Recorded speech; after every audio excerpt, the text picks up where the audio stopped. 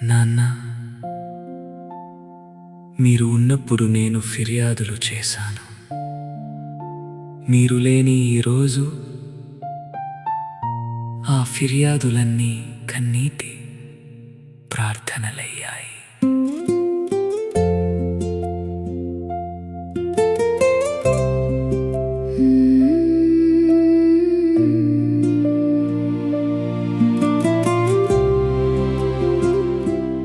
నువ్వు నన్ను అర్థం చేసుకోలేదని అనుకున్నా, నా మాట ఎప్పుడూ వినలేదని బాధపడ్డా. నీ కోపాన్ని ప్రేమ కాదని భావించా, కానీ రోజు తెలిసింది నాన్నా, ఆ కోపం వెనుక నా భవిష్యత్తే దాగి ఉందని. నీ నిశ్శబ్దం శిక్ష కాదు,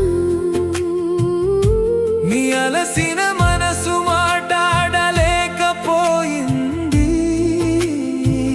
నీ కఠినమైన చూపు ద్వేషం కాదు. నా జీవితం తప్పిపోకూడదనే భయం. తలుపు తెరిచి ఉన్నప్పుడు మనం మాట్లాడుకోవచ్చు నానా, కానీ తలుపు శాశ్వతంగా మూసుకుపోయాక మిగిలేది కన్నీళ్ళు, జ్ఞాపకాలే నాన్నా. నాన్నా మాట మిగిలింది, మనసులో రాత్రి మిగిలింది, చెప్పాల్సింది చెప్పలేక ఈరోజు బాధే మిగిలింది. నాన్న, నేను విరగను, నీ కలలను వదలను. నువ్వు లోకం విరిచిన నీ పేరు నా బాధ్యతల్లో నిలుపుతాను.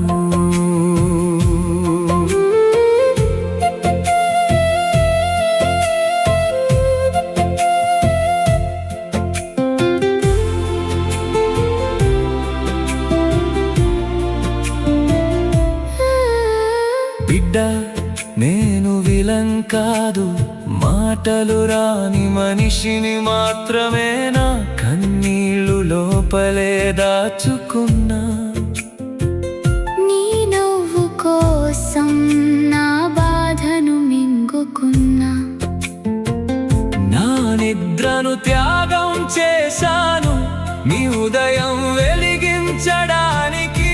నా కలలను వెనక్కి పెట్టాను, నీ అడుగులు ముందుకు వెళ్ళడానికి. నేను ప్రేమిస్తున్నా అని చెప్పలేకపోయా, కానీ నా ప్రతి కష్టం నిన్ను కోసమే. నా ప్రతి గట్టి మాట వెనుక నీ భవిష్యత్తుపై నా ప్రేమే. బతికి ఉన్నప్పుడు బంధం మాట్లాడాలి, మనసులో మాట దాచుకోకూడను. ఒకసారి శ్వాస ఆగిపోయాక ప్రేమ జ్ఞాపకాలలోనే మిగిలిపోతుంది.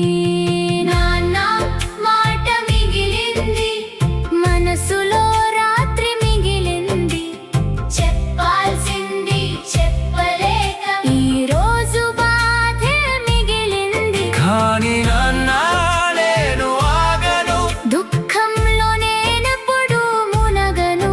నీ పేరు, నీ గౌరవం, నీ కలల కృషితో నిలబెడతాను.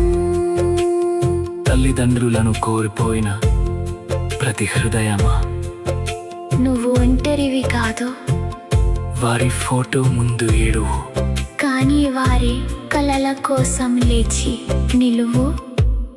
దుఃఖం పవిత్రమే, కానీ